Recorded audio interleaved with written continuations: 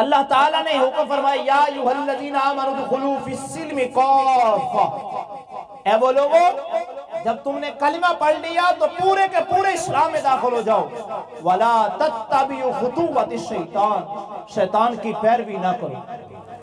میرے عزیزم آج ہم اس حالات میں دیکھ رہے ہیں کہ اس پرفتن دور کے اندر کبھی زلزلے آ رہے ہیں، کبھی بے موسمی دھندیں پڑ رہی ہیں، اور قرب ہے کہ اللہ تعالیٰ کے عذاب کوئی اور اس سے بڑا نازل نہ ہو جائے۔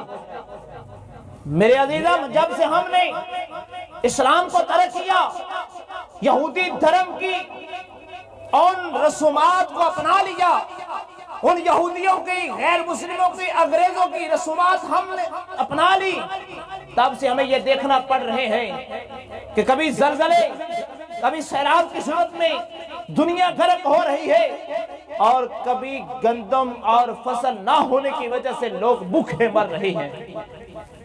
میرے بزرگوں بتاؤ کیا آج کے اس مہینے کے اندر، آج 19 فروری 2021، کیا کبھی اتنی دھندیں پڑا کرتی تھی؟ ابھی تو گندم فصل پکنے کا وقت ہے، دھوپ کی ضرورت ہے، لیکن اندھا دھند دھندیں پڑ رہی ہیں، اور جو ہمیں نظر آ رہا ہے کہ ہم عذاب کو دستک اس انداز میں دے رہے ہیں، کہیں سے بڑا عذاب نہ آ جائے۔ میرے عزیزم آج ایک شخص سے کہا جاتا ہے کہ بھائی چہرے پہ سنت مصطفیٰ کو سجا لو، سنت مصطفیٰ یعنی داڑھی کو رکھ لو۔ وہ کہتا ہے کہ داڑھی میں اسلام ہے؟ جواب ملتا ہے کسی کو اگر کہا جائے کہ بھائی چہرے پہ سنت مصطفیٰ سجاؤ، وہ شخص بول کے کہتا ہے کیا داڑھی کے اندر سلام ہے؟ اگر داڑھی رکھ لی تو ہم مسلمان نظر آئیں گے؟ کیا داڑھی میں سب کچھ ہے؟ کیا داڑھی میں اسلام ہے؟ کیا داڑھی میں دین ہے؟ کیا داڑھی میں سنت رسول ہے؟ کیا داڑھی میں محبت رسول ہے؟ کیا داڑھی میں عشق مصطفیٰ ہے؟ کیا داڑھی میں سب کچھ ہے؟ میں نے کہا داڑھی میں سنت رسول تو نہیں، داڑھی میں اسلام تو نہیں، لیکن اسلام میں داڑھی ضرور ہے، اسلام میں داڑھی ضرور ہے۔ اگر داڑھی میں اسلام تو نہیں، لیکن اسلام کے اندر داڑھی ہے۔ میرے عزیزم بتاؤ تو صحیح، 1,24,000 پیغمبر آئے، کوئی ایک بھی داڑھی کے بغیر تھا؟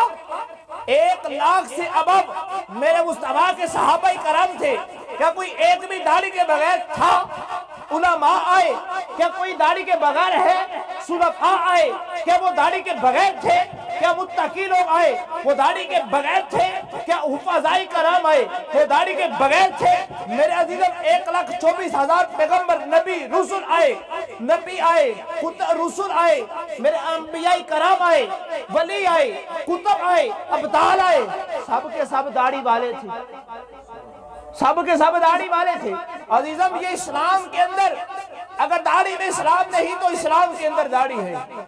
یہ سنت مصطفیٰ جان رحمت صلی اللہ علیہ وآلہ وسلم جب سے ہم نے، میرے عزیزم آج کیا ہوتا ہے، ہم صبح جاتے ہیں، محنت مزدوری کرتے ہیں، حلال پیسے کماتے ہیں، اپنے سر کے اوپر ڈائمنڈ کی بوری اٹھا کر میرے عزیزم ہم خون پسینے کے ساتھ روزی کماتے ہیں، لیکن وہی روزی ہم جاتے ہیں، حمام پر جاتے ہیں اور اس کو پیسے دیتے ہیں، وہ سنت رسول کو مٹوا دیتا ہے، وہ سنت رسول کو صاف کر دیتا ہے۔ جیسے وہ سنت رسول کو صاف کرتا ہے، اس کو قدم کر دیتا ہے، وہ بال پکڑ کے نالیوں کی زینت بن جاتے ہیں، وہی بال نالیوں کے اندر روندے نظر آتے ہیں۔ میرے عزیزہ بتائیے کہ جب یہ سنت رسول کے بال نالیوں کی زینت بن کے بیٹھیں گے، گنبد خضرا میں مصطفیٰ کو کیا تسکین ملے گی؟ میرے عزیزم جب سے ہم نے اور ایک گروہ اوپر اٹھا ہے آج، وہ گروہ کیا کرتا ہے؟ داڑھی کے فیشن ہے۔ میرے عزیزم میں یہ بتا رہا ہوں، یا ایھا الذین آمنوا ادخلوا فی السلم کافہ، جب تم نے مصطفیٰ کا کلمہ پڑھ لیا تو بھی اسلام میں مکمل داخل ہو جاؤ۔ یہ تتر بٹھیر کی طرح ادھر آدھے ادھر نہ رہو۔ اگر ہمارا یہ المیہ رہا تتر بٹھیر کی طرح آدھے ادھر رہے، اگر ہم نے اسلام کی مضبوطی تھام سے نہ رکھی، اگر ہم نے اسلام کو مضبوطی سے نہ تھاما، اگر ہم نے کما حقہ مصطفیٰ کا کلمہ نہ پڑھا، تو عزیزاً یاد رکھیے ہم عذاب کو دستک دے رہے ہیں۔ کہیں ایسا نہ ہو ایسا بارشوں کا یہ تسلسل شروع ہو جائے ہماری گندم تباہ و بربادی کا سامان بن جائے۔ میرے عزیزوں، ماضی سے ہم نے کچھ سیکھا ہے۔ ماضی میں ایسے ہوا تھا کہ پہلے دھندیں تھی، پھر بارش کا تسلسل ہوا، گندم ساری کی تباہ و برباد ہو گئی، وہ سیاہ رنگ کی گندم ہو گئی، تباہی و برباد بن گئی۔ 1 سال ہو گیا غربت کی چکی میں انسان پیس رہا ہے۔ اس کا صرف المیہ یہ ہے، جب سے ہم نے مسلمانیت کو چھوڑ دیا، جب سے ہم نے اسلامی رسومات کو چھوڑ دیا، ہم نے غیر مسلم کی رسومات کو اپنا لیا، تب سے ہمیں یہ زلزلوں کی دیکھنا صورت پڑ رہی ہے، یہ گندم کی تباہی دیکھنا پڑ رہی ہے، یہ بے موسمی دھندیں دیکھ رہے ہیں، بے موسمی بارشیں دیکھ رہے ہیں، یہ مختلف قسم کے عذاب کا سامنا ہمیں کرنا پڑ رہا ہے۔ میرے عزیزوں، اگر ہم نے مصطفیٰ کے دین رسالت کو تھام لیا تو یہ دھندیں بھی ختم ہو جائیں گی۔ یہ ایک قیمتی بارشوں کا یہ نزول ہے، انشاءاللہ وقت پر ہوگا۔ میرے عزیزوں، آئیے اگر ہم دیکھتے ہیں آج نیا ایک اور معاشرہ اٹھا ہے۔ صبح جب رات پڑتی ہے گڈ نائٹ کہتا ہے، صبح اٹھتی ہے گڈ مارننگ کہتا ہے۔ میرے عزیزوں، یا ایھا الذین آمنوا ادخلوا فی السلم کافۃ، رب کائنات جھنجھوڑ کے کہتے ہیں اے انسان، جب تم نے لا الہ الا اللہ محمد الرسول اللہ پڑھ لیا تو یہ گڈ مارننگ چھوڑ دے، یہ گڈ نائٹ چھوڑ دے، اسلام کے اندر مکمل داخل ہو جا۔ اسلام کہتا ہے جب تو اپنے بھائی سے ملے تو کیا کر، السلام علیکم ورحمت اللہ وبرکاتہ۔ اس کا کیا مطلب ہے؟ السلام علیکم کا کیا مطلب ہے؟ ہم جب ملتے ہیں کہتے ہیں السلام علیکم، کوئی نمستے کہہ رہا ہے، کوئی خمستے کہہ رہا ہے، کوئی گڈ مارننگ کہہ رہا ہے، کوئی گڈ نائٹ کہہ رہا ہے۔ یہ کون سی رسومات ہے؟ اسلام میں اس کی کیا اجازت ہے؟ کہ اسلام نے ہمیں یہ سکھایا ہے؟ ہم مسلمان ہیں اور ہمارے مسلمان ہونے پر ہمیں شرم ہے ہمیں کہ ہمارا المیہ کیا ہو چکا ہے۔ میرے عزیزوں، یہ گڈ مارننگ گڈ نائٹ، یہ خمستے نمستے، یہ اسلام میں اس کی کوئی گنجائش نہیں۔ اسلام ہمیں یہ سکھاتا ہے کہ عزیزو، جب تم نے کلمہ طیبہ پڑھ لیا تو تمہارا یہ حال ہے کہ تم کہا کرو السلام علیکم۔ اس کا مطلب کیا ہے؟ جب ایک شخص، میرے عزیزوں نے یہ بات بڑی کمال کی ہے، قیمتی جملے دینے لگا ہوں، جب کوئی کہتا ہے السلام علیکم، اے بھائی تجھ پر سلامتی ہو، کون سی سلامتی؟ دن کی سلامتی ہو، رات کی سلامتی ہو، شام کی سلامتی ہو، دوپہر کی سلامتی ہو، مال کی سلامتی ہو، دنیا کی سلامتی ہو، گھر کی سلامتی ہو، ماں کی سلامتی ہو، باپ کی سلامتی ہو، ہر قسم کی سلامتی ہو۔ میرے عزیزم جب کہتا ہے السلام علیکم، وہ کہتا ہے اے میرے بھائی تو بے خوف ہو جا، میرا کوئی عذابی تجھے نقصان نہیں دے گا، میں جان و مال متاع کی سلامتی تجھ پر بیچتا ہوں۔ وہ دوسرا کہتا ہے وعلیکم السلام، میں بھی تجھے ویسے ہی مال کی سلامتی دیتا ہوں، جان کی سلامتی دیتا ہوں، اولاد کی سلامتی دیتا ہوں، دنیا کی سلامتی دیتا ہوں، دن کی سلامتی دیتا ہوں، رات کی سلامتی دیتا ہوں، شام کی سلامتی پیش کرتا ہوں۔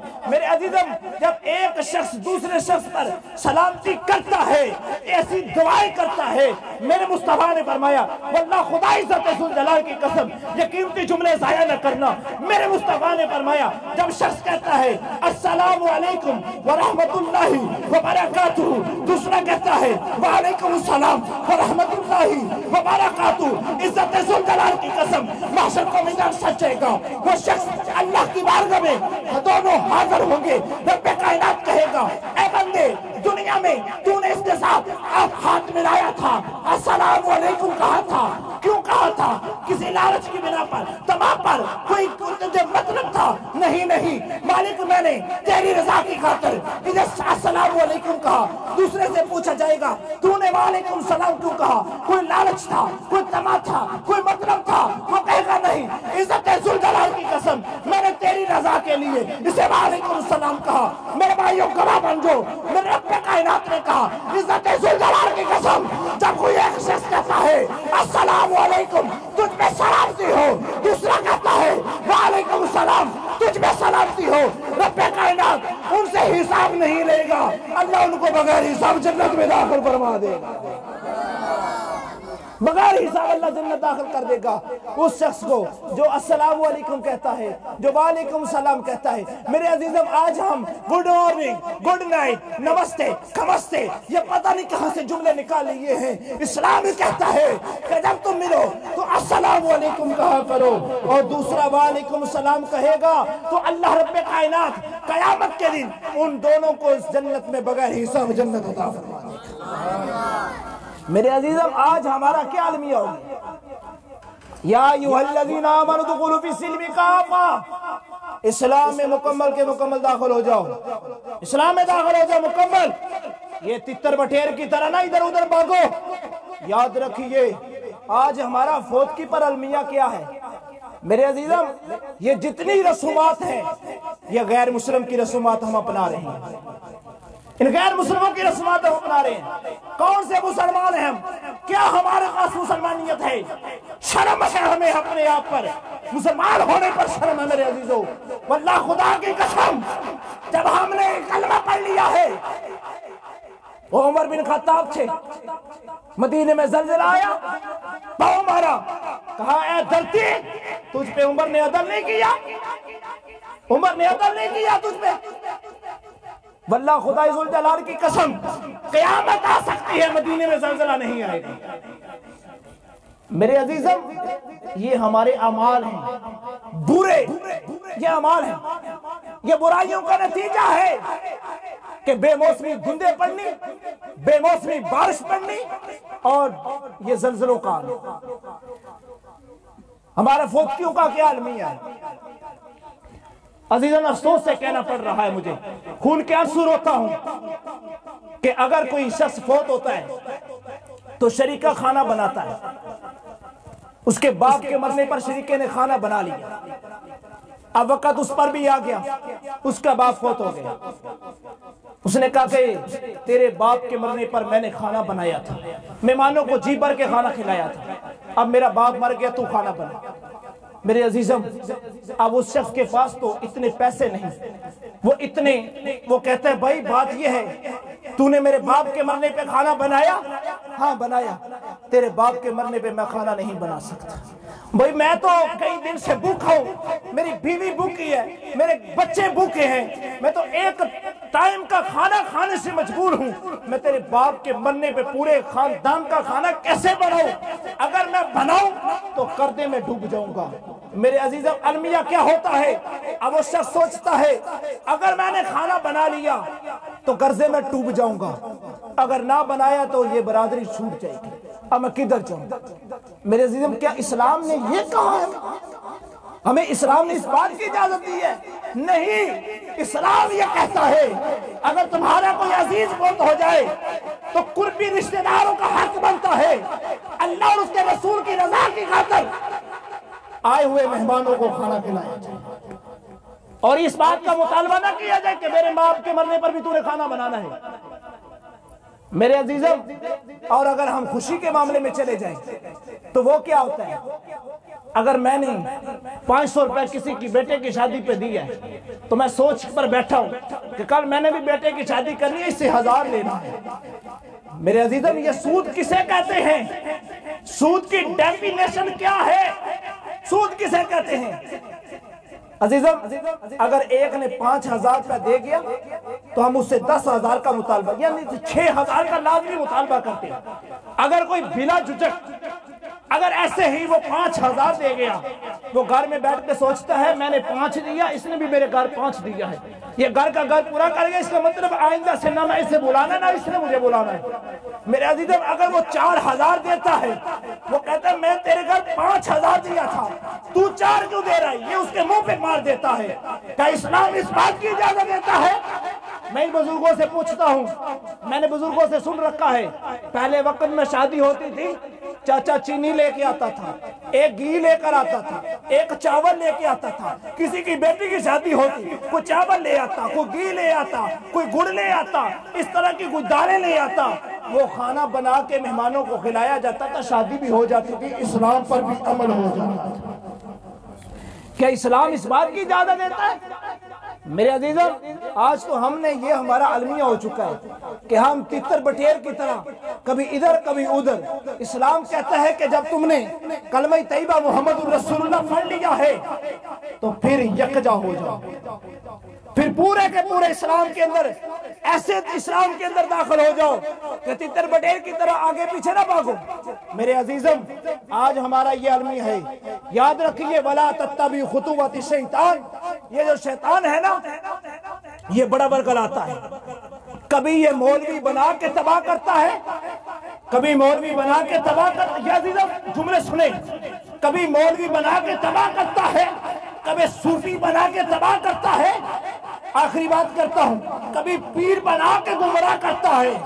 یہ مت سمجھنا جو مسجد کے باہر ہے انہیں کو تباہ کرتا ہے, جو مسجد کے اندر ہے انہیں بھی تباہ کر دیتا ہے. سنیے سیدنا حضرت امیر معاویہ رضی اللہ تعالیٰ عنہ جو امت مسلمہ کے ماموں ہیں, آپ کی بہن ام حبیبہ میرے مصطفیٰ کی بیوی تھی. فجر کا وقت آیا, امیر معاویہ سوئے ہوئے ہیں, توجہ قیمتی جملے, امیر معاویہ سوئے ہوئے ہیں, آنکھ نہیں کھلی, شیطان نے آ کر آپ کو ہلایا. آپ نے دیکھا کمرے میں تو کوئی نہیں ہے, اٹھے تو کمرے میں کوئی بھی نہیں ہے. کہنے لگا مجھے کس نے جگایا؟ اس نے آواز دی میں ابلیس نے تم کو جگایا ہے. میں ابلیس نے. کہا تو ابلیس ہے, شیطان ہے؟ کہا ہاں میں شیطان ہوں, میں نے آپ کو جگایا ہے. اس نے کہا کہ شیطان کا کام ہے کہ سحری کے وقت تھاپڑے دینا, سلانا, تو شیطان کا کام اٹھانا تو نہیں, تو نے مجھے کیوں اٹھایا ہے؟ تو شیطان نہیں. اس نے کہا عزت ذوالجلال کی قسم امیر معاویہ میں شیطان ہوں, میں نے آپ کو جگایا ہے, نماز کے لیے جگایا ہے. کہا شیطان کا تو یہ کام نہیں ہے جگانا, وہ تو سلاتا ہے.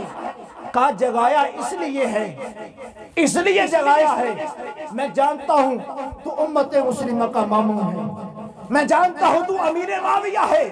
اگر تجھ سے نماز رہ گئی تو نے اس کی پچھتاوے پر اتنی آؤزاری کرنی ہے. اگر ایک نماز پڑھے گا جماعت کے ساتھ تجھے 27 کا ثواب ملے گا, نماز کے چھوڑنے پر تجھے اتنی آؤزاری کرنی ہے, اتنا رونا ہے, اللہ نے تجھے 200 رکعت کا نماز کا ثواب دے دینا.